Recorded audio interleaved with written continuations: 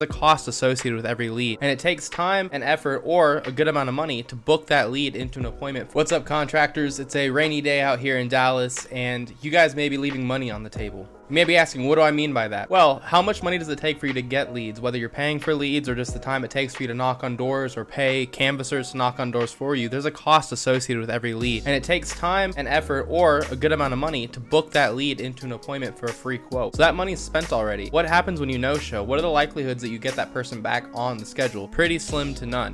And there's plenty of reasons why somebody would decide to not take your free quote. I mean, it's a free quote. At the end of the day, they could have their friends saying, hey, let's go to Sharky's, and they're not gonna get your free quote anymore. I don't know if where you live has a Sharky's, but basically, if you've already taken the time and the money and the effort to book that appointment, you gotta make sure that that appointment does turn into a quote. Because by missing that free quote, that's potentially tens of thousands of dollars in profit for your business that's just now out the window because they didn't show up to that appointment. Now, how do you fix this? It's very simple. Appointment reminders. A lot of us contractors are doing this very old school where we're calling people, we're calling once, we're setting the appointment, we're taking their word for it, but a lot of times it doesn't work out for us. They no-show for any reason. You want to have appointment reminders that send via email and via text message that reminds them, hey, you've got a call coming up or you've got an appointment coming up, somebody's showing up to your house. Now, this may seem counterintuitive, but you also want to make sure you give them the option to reschedule or cancel.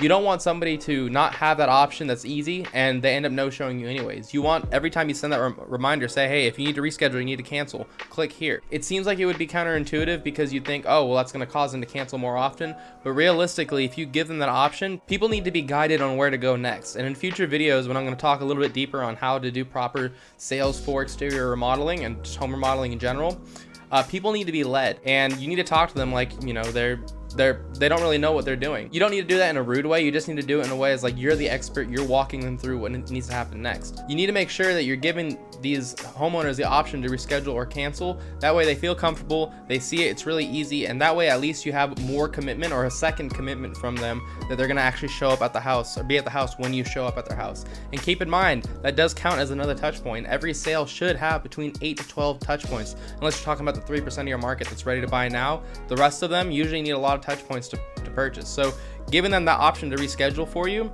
is a really great way to save yourself money, make sure that you show up to more appointments, and increase your touch points with each customer you work with.